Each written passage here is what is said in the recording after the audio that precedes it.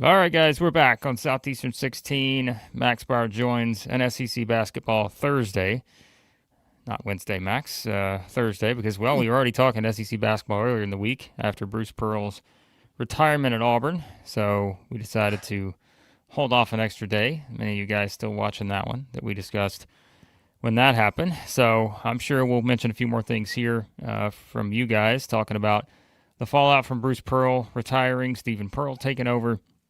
Get your comments in, all that good stuff. And we will, get to them as we are going to dive into our backcourt rankings for the 25-26 season. If you missed it, we did our front court rankings last week, so you can go check those out.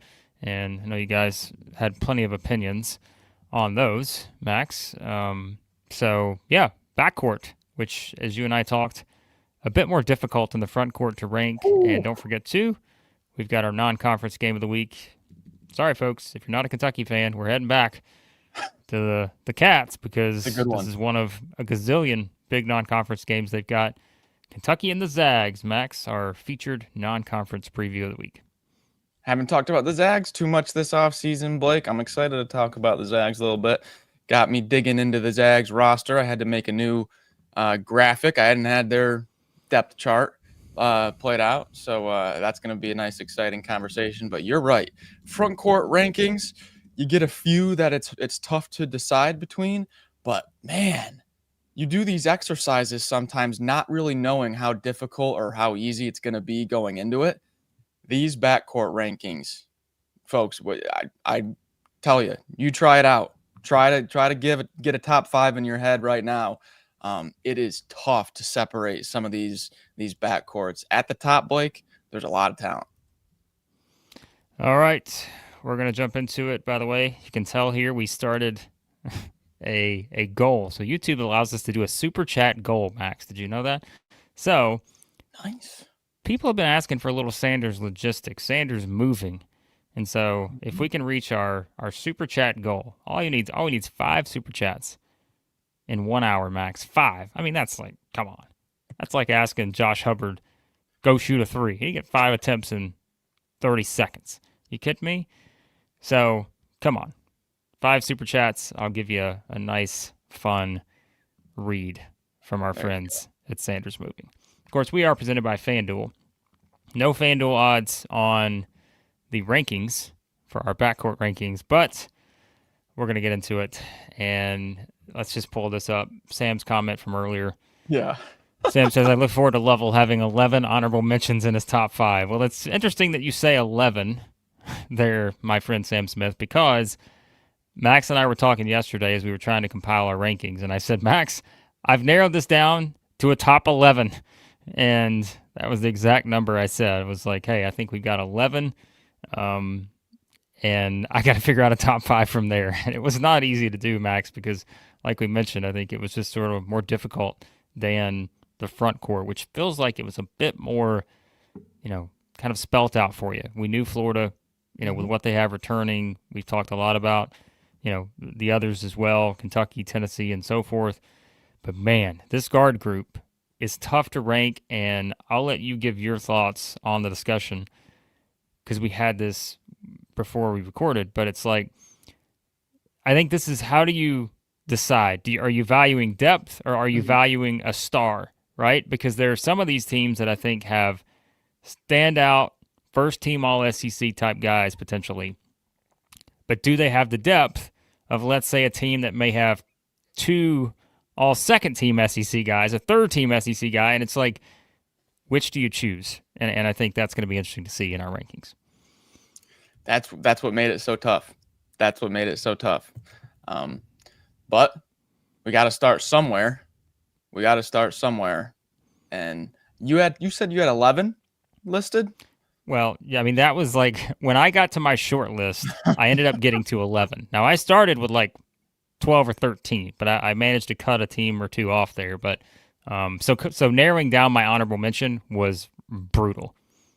So I have 3 honorable mention. I have 3, if that is acceptable that's fair. By the committee. Does the committee allow that? That's fair. Yeah. See, some people value the depth because injuries are going to happen over the course of the season, but sometimes you got to go with the star power and who's going to be on the floor for 35 minutes a game.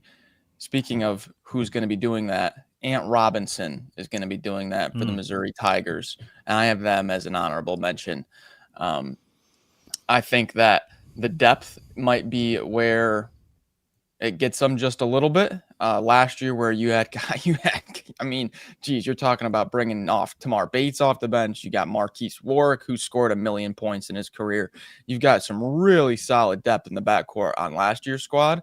And this year, you're looking at T.O. Barrett making that jump.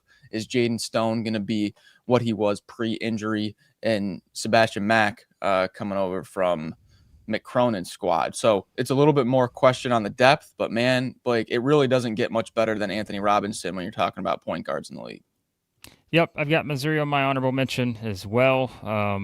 Talked about T.O. Barrett, potential breakout candidate for me this season too.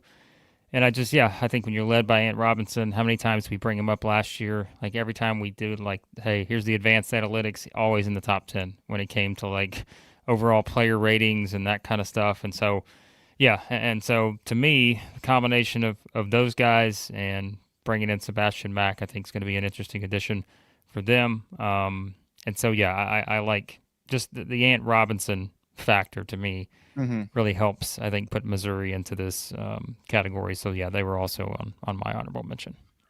Going to be referencing our guy Evan Mia all episode today. If you guys don't have the base account, at least the base account with Evan Mia stuff, you're missing out. It's some of the best bang for your buck when you're talking about predictive analytics in college basketball. And he just put out his new ratings, his preseason ratings. They updated 3 days ago. So we'll be referencing those all episode. We had Evan Mia on. We had Evan on last year. Should try to get him on again, Blake. But he has Ant Robinson at 6th overall heading into this year playing in the SEC. So analytics say he's one of the best. Yep. I like it. I think, again, that's where, like, I feel like Ant Robinson and Devin McLaughlin were the two guys last year that were like the advanced analytics loved them. And I don't know that everyone kind of caught on to just how kind of effective those two were at many points during last season. All right, who else you got on the honorable mention category? Another team that I don't think their guards are getting enough credit is one of your favorite teams this offseason, Sean Miller's group, the Texas Longhorns. I don't know how we've just forgotten that Tremont Mark plays basketball. I mean, he's going to put up high teens in points per game. It's almost a guarantee. He's played 1 million hours of basketball. He's played for Calvin Sampson for multiple years. And then you've got Jordan Pope, who didn't have quite the year he wanted last year, but you look at his Oregon State numbers, he can stuff the stat sheet up. Simeon Wilcher was on one of the best teams in the country last year. And I love Kendall Weaver more than I love any glue guy in the country. This is a backcourt. I think they're scrappy. I don't think any of them are going to shoot 45% from three and look offensively just beautiful. But, man, that's a scrappy group of backcourt guards there, Blake. Yep, like them too. They're also on my honorable mention, which you asked if 3 was allowed. I've got 4. So it's hard. It's hard, mate. Come on. Yeah, so I think it's one of those where I think with Texas, as we said, if you're looking at what's going to be the driving force of them being very successful in Sean Miller's first season, I think it's their guard play. And I think it's, those 4 in particular with Pope, Weaver, Wilcher, Mark. That's a pretty good rotation there of older guys who've played a lot of basketball. And so I'm pretty excited about that group. We know my excitement for the front court with my guy, Lassina Traore, but I think the backcourt is where it's at for the Longhorns. So Texas in your honorable mention as well. I'm curious to see if you have the same one. So far we're 2 for 2 in our honorable mention. Yep. I want to see if you even up here with one of my others. I think I think this is where we're going to part ways. But just real quick, if you talk about Jordan Pope, Tremont Mark, Simeon Wilcher, and Kendall Weaver, Blake, that's senior, graduate, junior, senior. Mm-hmm. It's another little wrinkle there. Probably one of the oldest backcourts in the league. Okay, so this is where I'm probably going to divert from your rankings. I don't know, though. Maybe. My last honorable mention is a team I'm kind of high on. They're kind of maybe what Texas is to you is Oklahoma to me this year. You guys know how much I like Porter Moser as a coach. And I think there's a lot of underrated aspects of this Oklahoma backcourt because you didn't have any of Jaden Jones or Jeff Nwankwo last year. There's injured reserve the entire year, so you don't see any of them. Xavier Brown and Evan Mia's SEC rankings. Xavier Brown comes in at 23rd overall. He's right. Jalen Lowe's 22, Xavier Lee's 24. So Xavier Brown ranks analytically right there with some of the other top point guards that are coming into the league.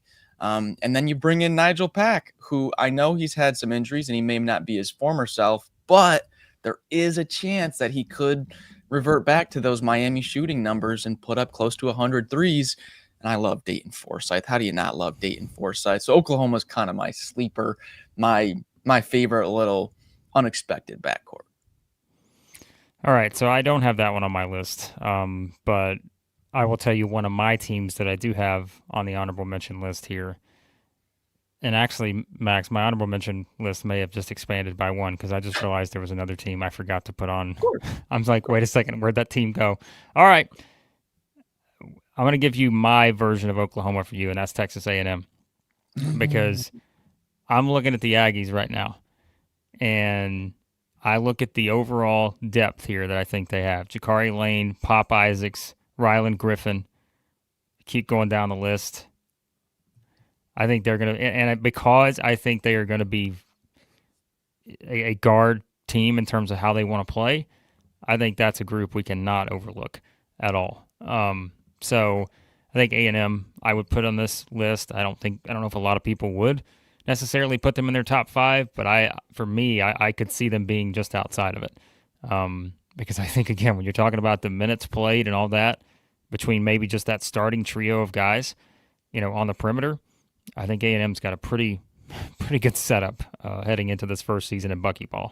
So, are we overlooking Jakari Lane? Have we not talked Yes. about Mr. Lane enough this offseason? I think so too.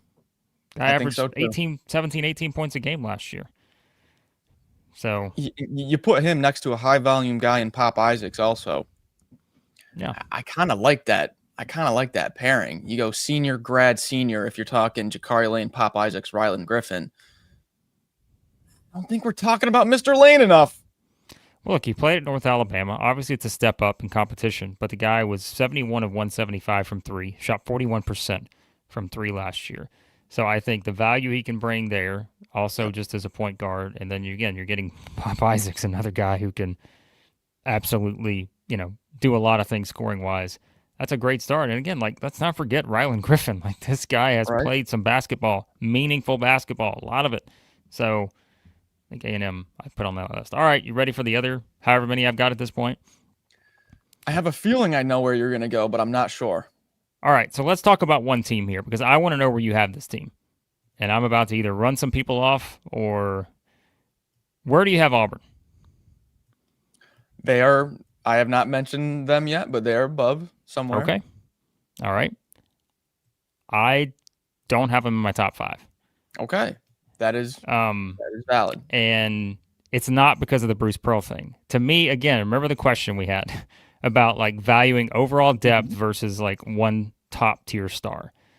And obviously, I know Tahad Pettiford is going to be one of the best players in the SEC, but I have a really tough time ranking them because I still want to see how the depth rounds out. I know they added Kevin Overton, and you've got the younger guys there as well.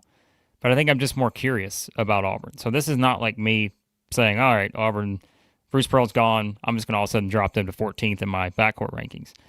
I would have had the same question before about how do you rank them based on the one top tier talent versus the entire picture. And I feel like there are more questions with the entire picture versus, again, Pettiford could be player of the year if he winds up, playing at a high level, which we think he will. Yeah, speaking of Evan Mia, he's got Pettiford as the number one. He's got him as his SEC player of the year, number 1 overall player coming into the SEC. I don't know what he has him overall, though. Overall, he has him 4th in the nation. So he's got him as a top 5 player in the country. Pettiford. So Well, think about so that would be enough. I mean, so that would be enough to push him in your top 5, right? So that for me was where I had the difficulty of where do I rank it. But I'll tell you, didn't have any difficulty here, Max. This is where we stop the honorable mentions to bring in a bang. Ask and you shall receive. We set our super chat goal. By the way, I know some of you other guys have already left super chats too. I apologize to Pooh Bear and Big Gator EJ.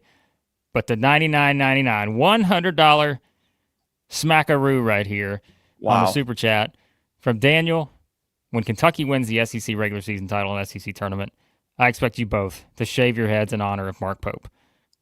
So, hey, we're all in. If that happens, I'll do it. I'll if that happens, if Kentucky wins the regular season and the tournament, I'll go bald. I'll shave my head. Well, I don't need to shave that much at this point. So I'm all in, Daniel. We're talking like some easy work. Absolutely. All in. Mark it down. You've got it on video here. Okay? So, Mark Pope, we're coming for you guys. Thank you, Daniel. I mean, my goodness, God. Daniel. You're in regular season form already. So, tremendous stuff here from Daniel. You guys as well. I mean, let's get to the other super chats. Not to knock anyone else. $2 super chat from Pooh Bear saying he's scared that Darius A-Cup is the next Boogie Flan. Oh, come on. We'll get to that in a second. We still got to talk about the Hogs. They're not my honorable mention. I'll tell you that. Big Gator EJ, $5 super chat. If we go back to back, so a lot at stake here for us, Max, when it comes to potential teams winning here. We have to sing "We Are the Boys" on a live stream. So we've got a lot of bets. Okay, deal, Big Gator EJ. All right. Now add $95 more to that, and you've got a serious deal, as Daniel did. You don't have to tempt us to sing too much. We'll always break out into a little verse here or there.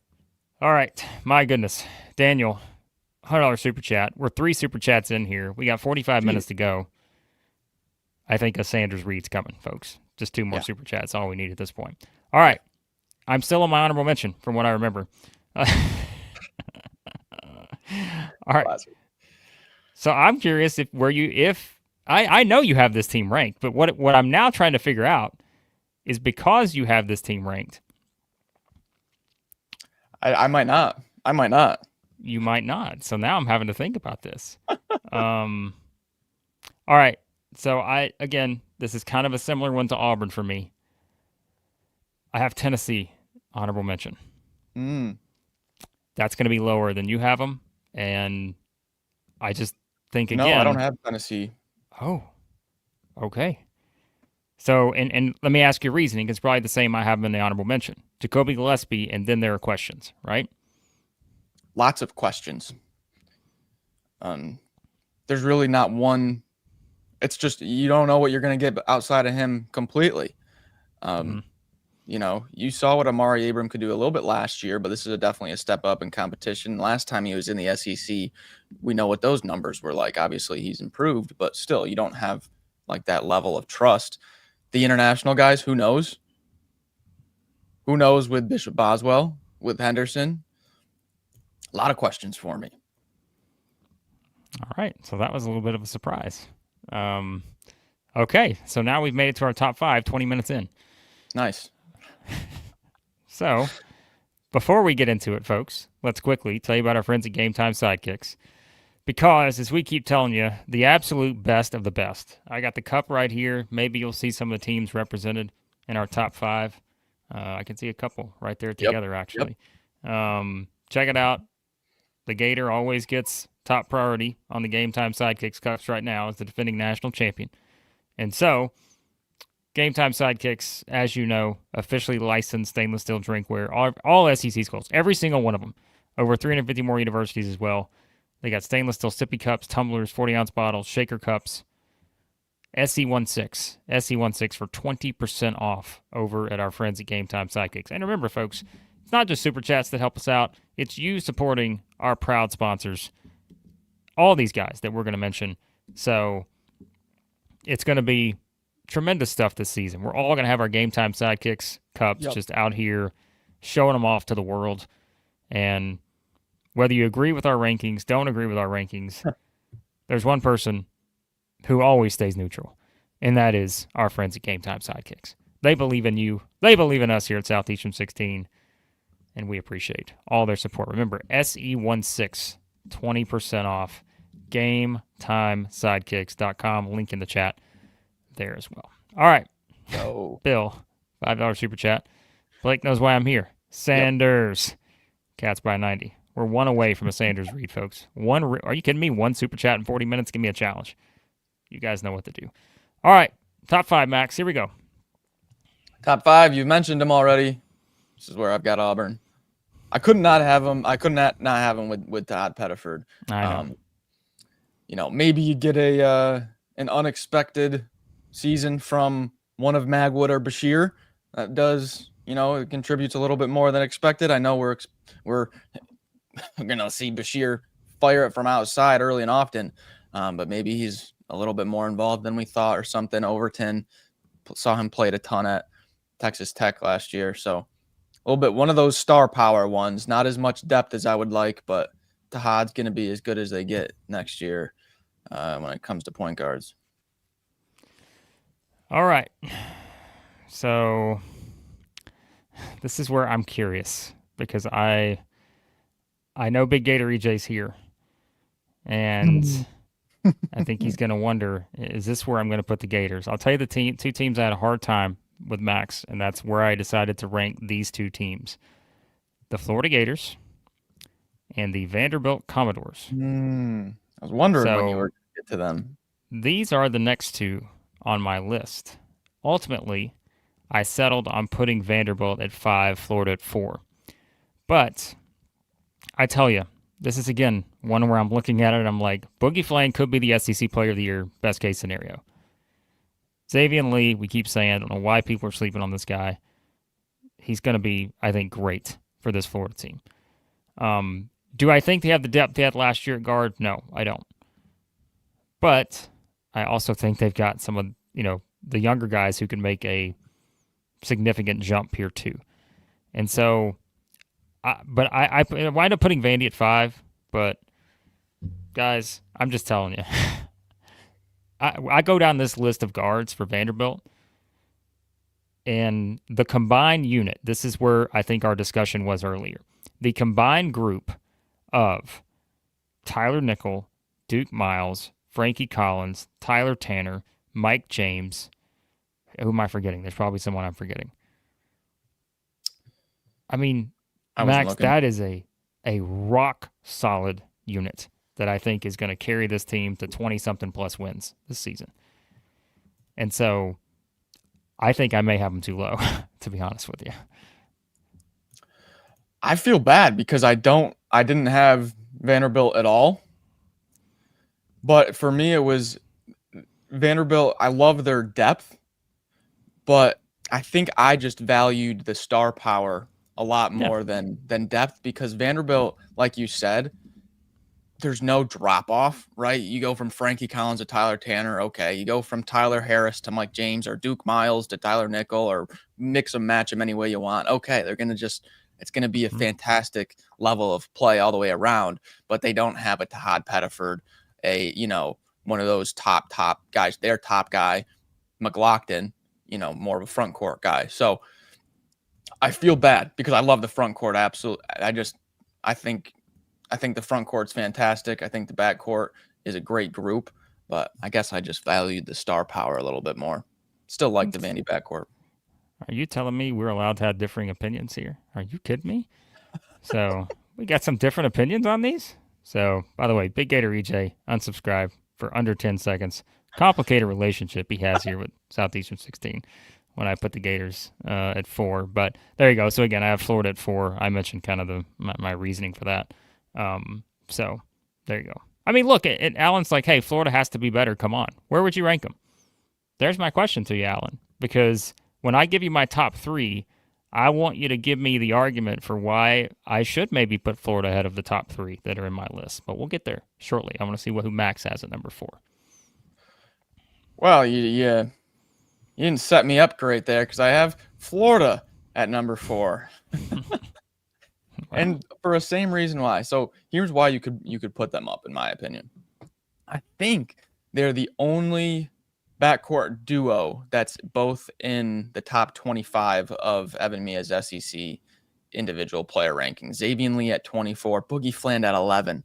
He's got Boogie buying in on Boogie, one of the top 15 players in the league. Boogie Fland is right in there in Evan Mia's analytics. So you have that, one of the best duos in the league. However, what are we going to get from the Brown brothers, from Alex Lloyd, from Klabchar? It's a little bit different than last year's depth. So that's why I've got Florida at 4. But if you want to buy into the duo, the Lee Boogie duo, as one of the best, go ahead and move them up, and it's okay with me. Yep. Unsubbed. Number 2 there for Big Gator EJ. So, but look, I think it's fair to, and there are some people saying you guys are way too confident about Boogie. But again, I think when we saw him at his best last year, I think you can bank on the upside and be okay with that, because the upside is as high as I think probably 3 to 5 guys in the entire league, and probably top 10, 15 in the country when you're talking about if he plays up to the highest upside that he has. And so, but I mean, Chris brings up a good point here too. Look, he says, I think it's fair, guys. There are a lot of unknowns. However, given Golden's track record, expect the guards to be one of the best in the SEC. And that's the thing, right?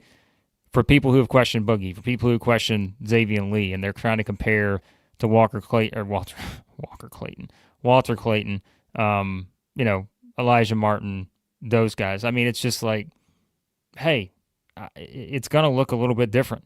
And so, but I think you're going to give Todd Golden the benefit of the doubt, given what he did with that group last year. So, yeah.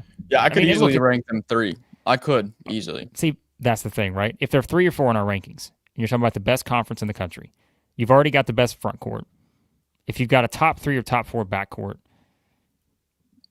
you're still the number 1 team, in my opinion. So, yeah. So there you go. Yep. All right, now this is where it gets a little tricky. Ooh. I'm excited about this debate. All right, before we get into it, I'm going to give you Blue Ribbon Yearbook's top 3, because they only do their top 3. Okay? So we did this with front court. So their top 3. They have Alabama at 3, Tennessee at 2, which is completely different than us, and Kentucky at 1. All right? So that's their top 3. Blue Ribbon Yearbook. Great resource. Go buy it. Best resource you'll find on college basketball. You don't have to agree with their rankings or even their forecasted predicted order of finish, but you're not going to find a more in-depth book out there. A gazillion words, a million words on every team, basically. So, all right. Number 3, Max. Number three for me, the Kentucky Wildcats. Ooh. I have Kentucky at 3.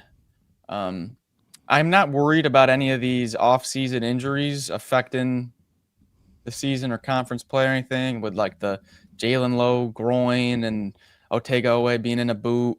I think that I'm not factoring that in. I think they'll be fine and good to go. I think they're just managing it in the offseason. However, I do have a little bit of PTSD to last year's backcourt injury fiasco for the Cats. But yeah, I think this is just going to be one of the most rock solid, no drop off. I really do like Colin Chandler. I'm buying the Colin Chandler juice. I'm drinking the juice. I am. I think Chandler's going to be a real serviceable SEC guy who can play, 20 minutes a game off the bench. I really do. Aberdeen, I'm drinking that juice as well. I'm buying that hype as well. Just played for a national title team, and I think in a new system, he can really, really do well. Owe, love him. How can you not? Jalen Lowe, I do have my efficiency questions about, but I think he's going to do great in the system. I really like the front court. I know that there's been some Kentucky talk on social media and stuff about the injuries and the PTSD. I think they're going to be all right. All right. before I give you my number 3, shout out to Dan, new to the live show, loves watching. We appreciate that, Dan. And shout out to Holly for the kind words. SC16 live shows, the best. I think we do. I think we have some fun here. We try. And yeah, just quickly to Allen, he's like the top 3 are pick 'em, right? I do think there is kind of that feel for me where I feel like the top 3 I could swap the order quite a bit. And I have swapped the order quite a bit. So, Max, before the Jaleel Bethea injury, I had Alabama at 1. However, I have Alabama at 3 on my list. So, but I mean, I think that's the thing, right? It's like, man, what was we say the timeline was for him? It's a bit, right? I didn't know the exact timeline. I'm trying to remember what's Big Baller Brett, you know the timeline. You've been thinking about it for days. Remind me of what the timeline is. I keep thinking 4 to 6 weeks, but that's Lipsy. That's not. Okay, out indefinitely. Okay, so whatever indefinitely means. So, yeah, there you go. So you have Alabama at 3. Okay, so 10 weeks, Big Baller Brett.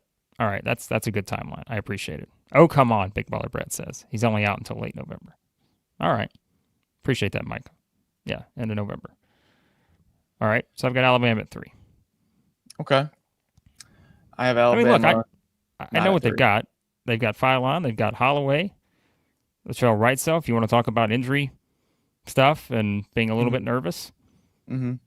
I mean, it's been a while since we've seen him play a lot. So, yeah. But again, I want to point out, if I have Alabama at 3, I mean, I still think we're talking about, for me, 3 of the top, 10 guard groups in the country, probably. So, again, if you want to get upset at that, go for it. But yeah, these were really hard to separate. You're really not pulling on anything. It's kind of just a feel for who you prefer more. So I had the Cats at 3. And now I guess I'll just go ahead and reveal both because you're going to know anyways. So I went with Alabama at 1, and I went with Arkansas at 2. The reason I went with Alabama at 1 is I figured Bethea would be back by SEC play, and they have the depth to shoulder the loss in the meantime. But I think Philon is making a push in my head for SEC Player of the Year. I think I'm still set on Tommy H, but Philon is really making a push. I think Aiden Holloway could potentially, besides Josh Hubbard, be the number 2 leader in the SEC in 3-pointers made this year. Houston Millette, Wrightsell, Hannah, Amari Allen. He's not really backcourt. I wouldn't call Allen in the backcourt, but they're just that's depth, and they've got the star power of LeBaron Philon.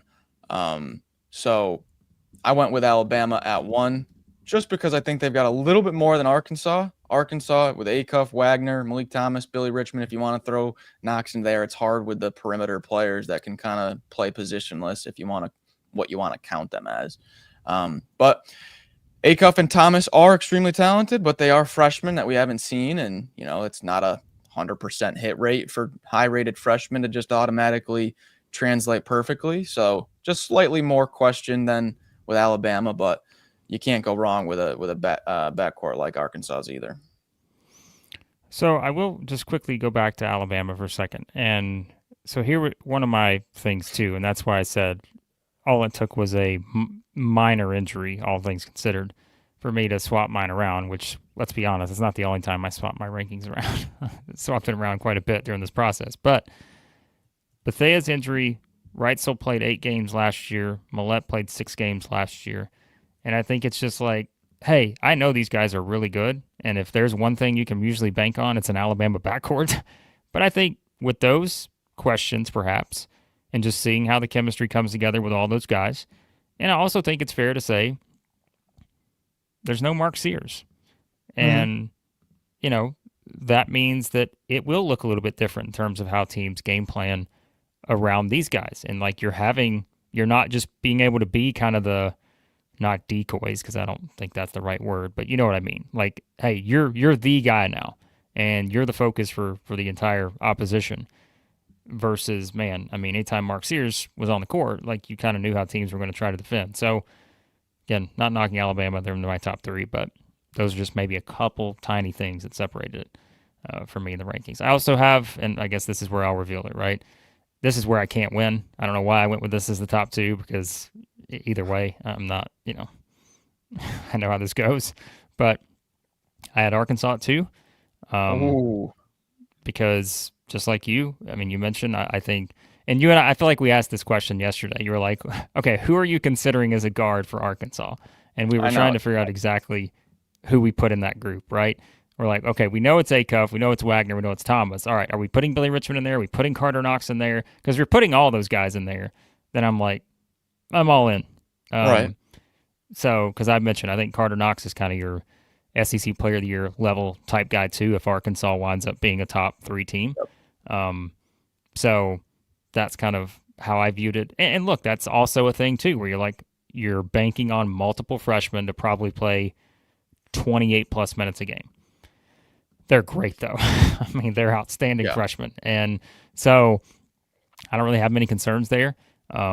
If you do want to play devil's advocate, which I think we've done with all these teams, even though we've ranked them in the top 5, I think it's the Cal effect. And I think it's, hey, do you have any concerns about Cal getting the best out of this group, offensively?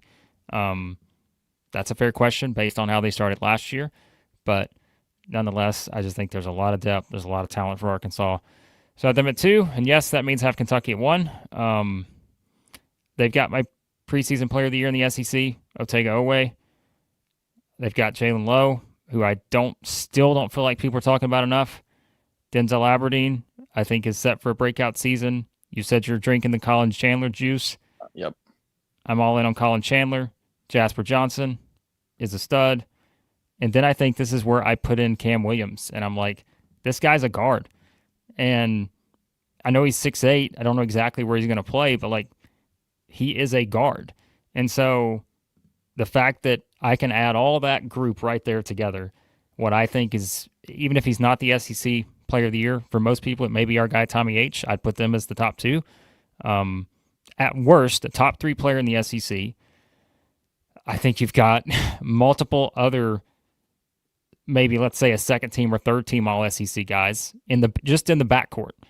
So this is where I think I value depth, plus to me, the overall star.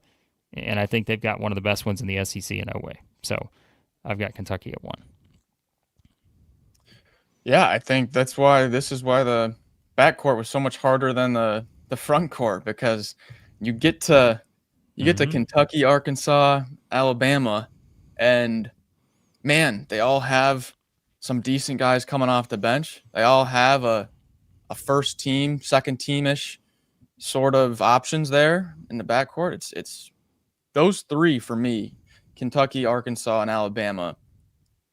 Man, they are tough to differentiate. I think you can add Florida in there depending on how you value what Alex Lloyd is going to bring to the table this year. If you are an Alex Lloyd believer, throw Florida right into that group, because then he adds in that really quality depth off the bench. But man, those are tough to separate at the top. Yeah, Lloyd was the one where I had struggled a bit with Florida and where to rank him, because I was like, I think he is, if he is as good as we think he can be, like, I think that's where, I can say they're going to jump into the top 3, but man, it's like, who do they jump? Like, I know. I feel so good about the other 3. And again, I don't want Big Baller Brad to act like I'm negative on Alabama. Absolutely not. I was just telling you what separated a couple moves for me. And that was probably an easy cop out on my part, just to be like, all right, there's an injury. Hey, I can justify moving Alabama a spot or 2. But overall, like you said, by the time we get to SEC play, if everybody's at full strength, which that's also wishful thinking probably. It's just, we know how this works. But man, how do you separate these top 4, maybe even top 5? So I'm just like, yeah, dude, these are These are some great groups, and that's why, like, hey, you know what I'm thinking about? I'm like, where's Mississippi State? They've got an SEC Player of the Year candidate in the backcourt, but they weren't on our list because why? I think it's trying to figure out the depth ranking and trying to say, all right, I don't know that I'm as much into their depth just yet as I am all these other teams. And so, yeah, like I think you could make that argument for multiple other teams that maybe we didn't even mention. So, yeah, it is tough because Hubbard's probably a first preseason first teamer. yeah. If he's not on your, it's hard. You know, only 5 guys. Someone's got to be left off. If he's not on your first team, he's definitely on your second team. Yeah. And we didn't mention them. So yeah. I mean, we talked to our guy Chris Jans about, Epps. Are we underselling, that combination maybe? Yeah. So it's tough. So nonetheless, I love them all. I love all the backcourts in the SEC. Points. That's what we're shooting for in the league this year. All right, let's get to a couple comments here. Yep. These are always funny. Bill said, "I'm now his favorite." Max just says, it's just great. I think what was that for? That was in reference to Kentucky at 3, probably. Oh, okay. Yeah. Big Baller Brett saying that I don't have any respect for Houston Millett, which is just simply not true. He's our guy. He's already played at the most beautiful campus in America, and he's our guy, true. Big Baller Brett. You may be hearing from Mr. Houston Millett at some point in the future. All right, so Alan says, as bad as I hate to type these words, Arkansas's guards could be elite. Yeah, sorry, Alan. I think you're on the money there. I'd be surprised if they're not. So excited about the Hogs this year, as you should be. And let's see what else we've got here. Nick, Blake pandering to Kentucky fans. No, I just think that they have the best backcourt. I'm not pandering at all. I think they've absolutely got the best group. Get 'em, Nick. At least today. Now, if we did this ranking tomorrow, we'd probably swap it around again. That's how fickle Max and I can be sometimes. But I think they've got a great group. So, all right. Let's see what else we've got here. We'll get to some of your questions. Remember, we're 1 super chat away now. We've hit a lull in the super chats, Max. We still got to get to 1 before I give you that Sanders read. So we still got to get there at some point. But let's grab a couple other things here before we get into our non-conference game preview, Kentucky and the Zags. All right.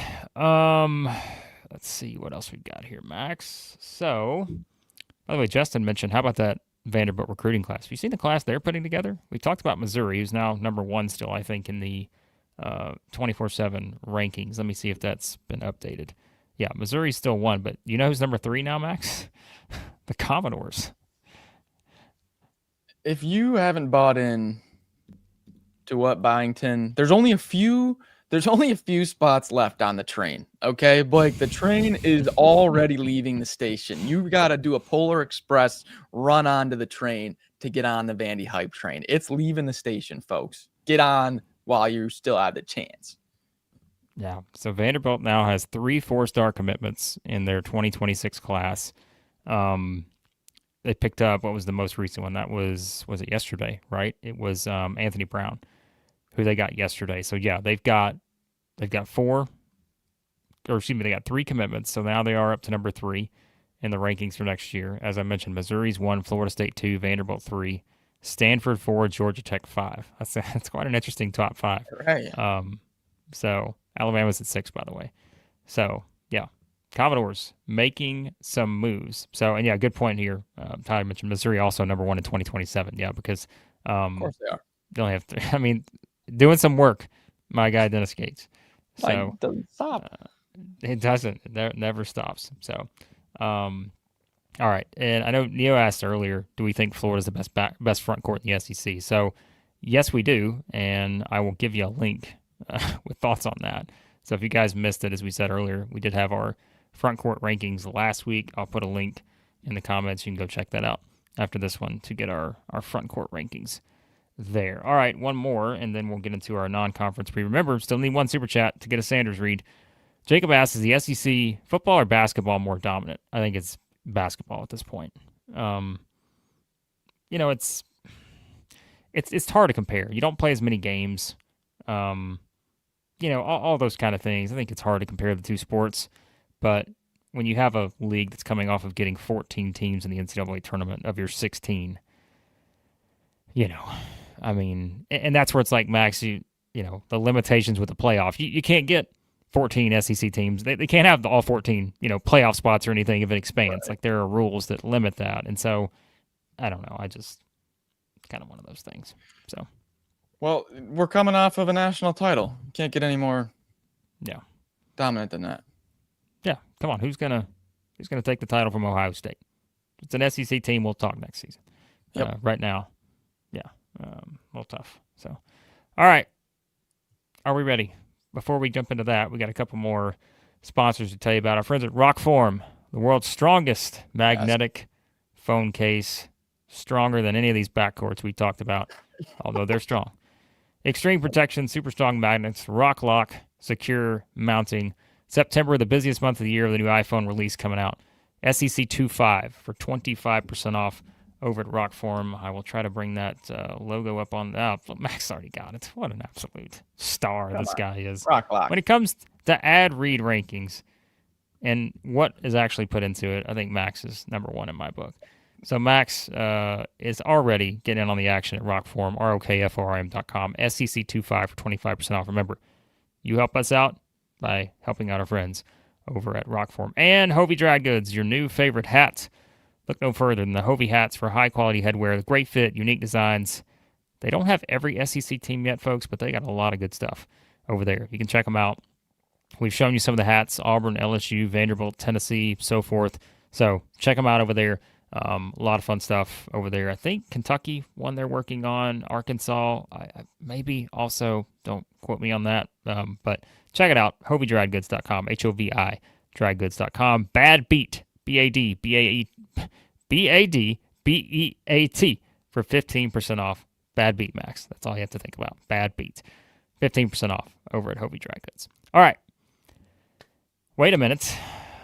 I think we may have hit our goal here. Did we? Because Nick asked, $10 super chat, how many SEC teams are in the NCAA tournament this year? Who misses out? All right. Woo. That sound you hear is my mind working up the Sanders read, but I'm going to go 12, Max. I know early bracketology's got 14. I'm going to settle on 12, though. If I had a gun to my head and it was like, Max, you have to have the right answer, I'd probably say 12, but since I want to be optimistic and root for the SEC, I'm going to say 13. I like it. All goes back to the non-conference, as you guys have heard me say 100 times. Speaking of, there's one game, Blake, that has a lot of importance now. A lot. Mississippi State only plays a few high major games the whole non-conference. They have one that's massive the second week of the season against Iowa State. Guess who just got injured? Iowa State's best player. Yep. That literally, if Lipsey's not 100% and Mississippi State's able to win that game, that could be the difference between the Bulldogs going dancing and not.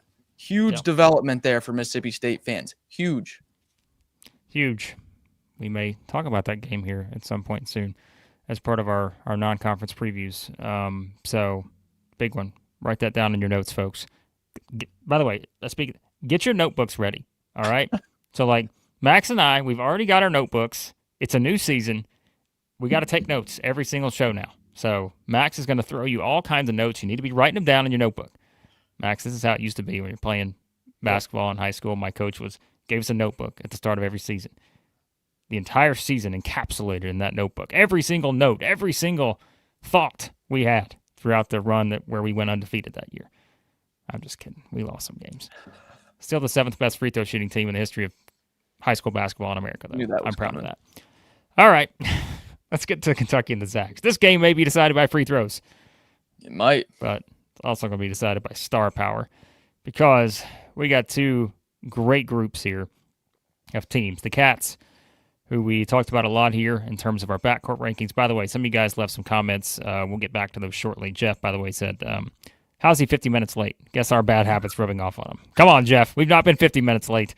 Come on. We actually started early today just for you. So that may be the reason, Jeff. Usually we start at 10 Central. Today we start at 9 because we got a football show after this. But Donovan as well, asking if we take bribes. We'll get back to that to put Yes, we Auburn do. at 1. But I'll tell you this, the Cats and the Zags. Max, this game is going to be excellent when we talk about one of the best non-conference games in the SEC this year. I'll let you set it up. Time, location, date, all that fun stuff. All SEC fans can see this one. Do a nice early December weekend. Talking about Friday night, December 5th. Bridgestone Arena, Nashville. Come on. Little SEC tournament pregame there. Get to Nashville, watch the Cats and the Zags. The odds on this one are going to change because both teams play a ton of games before, so I'm not even going to go into the Torvik, predictive odds or anything. But, Blake, do you remember? And see, there it is. We can break off in a song anytime, guys. Do you remember the last year matchup, overtime, 90-89? The odds closed in that one. I'm not sure what they were at FanDuel. They might have been this, but the odds closed that one. Gonzaga -6.5. Gonzaga was up 50-34 at halftime. ESPN gave them a win probability of 95%, and then the Cats stormed back.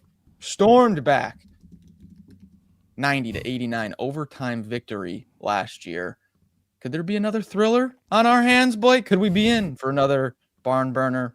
Who knows? But, man, this was a great one last year. I hope so, because as I look back here on December the 8th, 2024, when we did a live stream titled Kentucky Stuns Gonzaga, we had 20,000 people watch this thing, 20,000 views on this bad boy. We had like 200 new subscribers out of that. So Kentucky fans, welcome after that one. That was such a huge. It was like, what a wild game that was. One of the wildest games of the season, without a doubt. But yeah, you're asking, could we get a repeat? Well, obviously, if you're looking at these two teams, if we look at the current national championship odds over at FanDuel, we do this every time we do these previews. Kentucky's still at plus 1,700, so they're right there tied for fourth. With Florida, they're behind Purdue, Houston, Duke, and UConn, which I think it may have been Nick earlier that asked why UConn keeps moving up. If we have a few seconds later, we'll address that. We do have to hop off before football starts, but we'll get into that. The Zags are plus 3,500 right now, so they're a little bit ahead of Tennessee and Auburn. Auburn's numbers, by the way, have not moved, but the Zags are a little bit behind Alabama and Arkansas. So that's where the Zags are at this point, but I think, again, when you just think about kind of the way this game sets up, I mean, Max, I still like it. I feel like it ties great into this discussion because I'm really excited. I know we're going to get to the front court matchup in a second, but just the backcourt matchup between these two groups, because this is the kind of game to me where, if you're saying keys to victory for Kentucky, I think it is kind of having that depth you can showcase at the guard position. Even if last year during this game, if you go back to it, the front court was actually, a big reason why Kentucky won this one last year. But I think just this matchup with those, 2 to 3 guard spots on the perimeter will tell us a lot about how this game plays out. Yeah, it's going to be a little bit of a new look Zag squad here. I'm using the Trilly Donovan Discord depth charts to make these visuals for you. You know what you're going to get in the front court with EK and Huff. That's going to be a really, really good front court pairing. Tyon Grant Foster still playing hoops, or is he? We don't know yet. Still waiting on his waiver. That would obviously have a huge impact on the front court depth.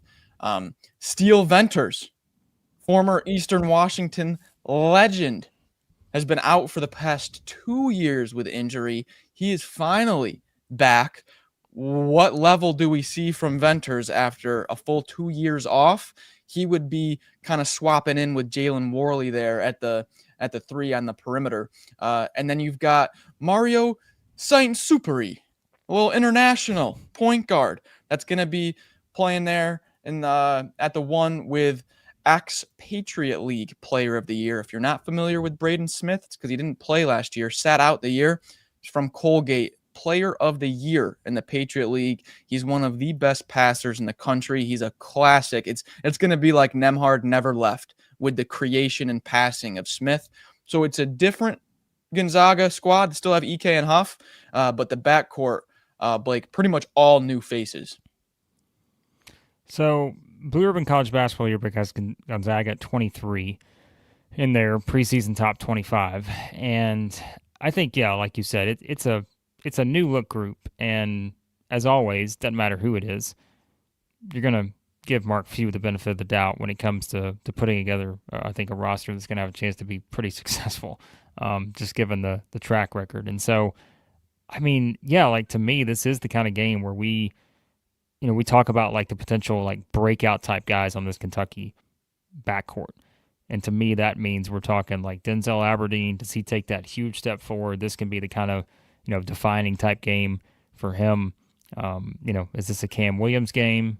What's a Jasper Johnson do? Like, and we mentioned like Colin Chandler. Like, is this the kind of game where it's just the depth? And so, like we said, I think rotations, it's just always trying to get a feel for what rotations are going to look like. That's something we don't know at the moment, but I look at that for me, and I'm like, to me, this is one of the storylines in this game is the Kentucky backcourt depth and how they rotate these guys. I just think they've got a lot of options to work with, and if they were to play the way they want to play, I think, to me, that gives them a bit of an advantage here just based on the matchup in the backcourt, just because, again, we talk about kind of the system that Kentucky runs and what they want to do offensively. I feel like they've got the pieces in place to be able to really kind of attack this Gonzaga team and see what they can do offensively there. So, yeah, speaking about the front court, EK went for 28 and 11 last year. Really had a domination.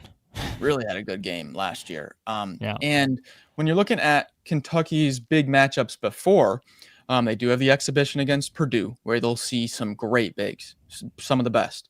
And then you've got the big games for Kentucky before this Gonzaga game would be the Louisville game, where you'll see Sananda Frew, the Michigan State game, where you'll get that same front court as last year, and then you'll get North Carolina, Lubin, and those guys. I would still say EK is going to be the best big up until this point that they will have seen. But then if you flip to Gonzaga, man, Mark Few really loaded up this Gonzaga non-conference more than I remember Gonzaga doing in previous years. They've got a game against Oklahoma, so they'll get a little SEC action. They'll get even some more SEC action when they play Alabama in the Players era. So they'll get 2 SEC games. Gonzaga also plays Creighton. They also play Maryland. They also play Arizona State. So I thought, before looking at the schedules, I was expecting to come out with a storyline of Kentucky's going to be more battle tested. But man, Blake, Mark Few really loaded up this Gonzaga non-conference. Yeah, he did. And I think it's, again, I do feel like they have good depth. And this is where, look, we have the 5 on the screen, right? But I think the overall depth, too, is something that can't be understated with this Zags team because, too, one of the things that I know was mentioned in Blue Ribbon was like you have multiple guys who sat out last year. Yeah. But now that they are in the fold, hey, these are pretty talented guys. And also it's an older group. I think the stat I pulled from Blue Ribbon in their preview was they have 8 guys on the roster that are at least 21 years old.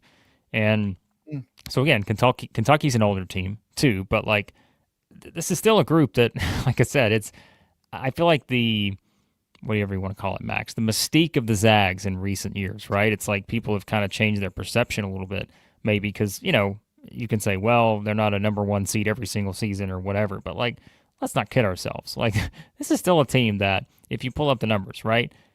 I mean, just the number of wins that they continue to accumulate. And some of these non-conference games especially, I think it's one where, look, they're usually very well prepared for these kind of games. And so I look at it and feel like, obviously, the EK Huff duo, to me, is going to be a lot of fun to watch. And that's where I think if you're looking at it from Kentucky's standpoint, we said Brandon Garrison stepping into a bigger role, Mo D, our guy, this feels like one of those dirty work type games for our guy Mo D, where he may be the difference. Because last year you mentioned EK had such a huge game, but Andrew Carr I feel like was kind of the story of that, right? If I remember correctly, for Kentucky, What did Carr go? He had 19 in that one. Jackson Robinson finished with 18, but he had a big game. And so I think just kind of seeing how and EK got to the free throw line 14 times in that game too last year. So, so I think it's one where location is also kind of. I was just going to bring that up. I'm a little excited about that. So I look forward to hopefully going to that one. It is in Nashville. And so I know the Zags fans are going to watch this and they're like, hey, we're coming to the game. I hope you got your tickets because there's going to be a lot of the Big Blue Nation traveling down not very far to this one. So, yeah, I love the matchup, and I think there's a variety of factors here that could, figure into the outcome. So, and both teams have one major, not even like, oh, he would just be decent. One major question mark about if they're even going to play or not with Jaden Quaintance for the Kentucky front court. Man, would that put a different twist on the story with EK and what he'll be able to do would just be massive. And then you have Tyon Grant Foster, who could play there with Huff. You could then, if EK gets in foul trouble, it's not as big a deal. You can move Huff up. You can put Grant Foster at the 4. You could do games with Steele Venters and Grant Foster. So versatile, would be huge for a matchup against a versatile guy like Mo D if you can have Grant Foster giving you 20 minutes a game. So there's two major question marks in both front courts that we should have answered by the time we get there. Yeah, I like that we're talking about this one, and I know it's early than most because this isn't played until December 5th, but this is one of those games where it's like, take whatever we say here with a grain of salt because we will know basically a month into the season who are going to be those top-tier kind of contributors minute-wise for Kentucky. Maybe saying the same for the Zags, to be honest with you, because like I said, I think they've got depth that may be underrated by some people heading into the season. But yeah, I mean, it's, I think you've got two guys who can take over a game in different ways in Owe and EK. And so, yeah, I love the matchup, which shouldn't be a surprise. And I don't know if we're going to get the exact entertainment we got last year from that game. Kentucky fans are hoping it's not the exact same way playing out, being down 18 at any point. But, yeah, if JQ plays, I mean, it's Max, you and I might just have to live stream where it's like, you play video games and you can just pick a player to just set your, whatever on. We may just be focusing on JQ and EK and just be like, I don't even care what else happens. Let's just watch these two because that would be stellar if that is kind of the matchup you get potentially. One more thing that I've noticed, just kind of looking at the graphic here, there's not a single underclassman on either team's projected starting lineup. And the only way there would be if somehow Mario St. Superi slips into Gonzaga's starting lineup and he's an international, not even a natural high school freshman. These two teams are old. Yeah, they are. And that's why, again, I love that stat. 21 years old, Gonzaga has 8 or more players, I guess, on their roster. I mean, listen, I don't know the Kentucky ages off the top of my head. I'm sure we could come up with that same stat for the Cats. But, yeah, I tell you, now that I'm looking at this one, I'm like, I'm talking myself into this may be like a top 3 on the non-conference slate. The over-under is going to be like 165. Yeah. Give it to me. They're in Nashville. I'll take it. So, there you go. Some early thoughts on Kentucky and the Zags. We said this one's a little bit harder to kind of do a full in-depth early preview on just because it is further down the line than some of the other ones. And as we said, we'll know pretty much where both teams stand by that point based on the scheduling that Max talked about with both teams. So there you go, guys. Some thoughts for our non-conference preview of the week. And quickly on the way out, Max, ask and you shall receive for the people. Because it's time to move it with our friends at Sanders Moving. We have not done a Sanders read, and I couldn't tell you how long. Put that back up there, Max. Can you? Oh, you're doing like the blinking ad. Keep doing it that way. I like that actually. It's like Sanders. The blinking moving. Alert. Sanders Moving. Oh, these are the best. Anyways, I don't even have the ad read in front of me, but I'm going to see if I can remember this off the top of my head. If you're someone who's thinking, you know what, I'd love to move to Nashville just to come watch this game. Now remember, they're not playing every day, but if you actually want to pick up and move your entire family and everything else for one basketball game, you can do it. I mean, it's nothing stopping you. If you want to, you can. But you can do it with our friends at Sanders Moving because, as you know, Sanders Moving, formerly known as Ted R. Sanders Moving and Sanders Logistics, is a leader among moving companies in Nashville, Tennessee, and the surrounding area.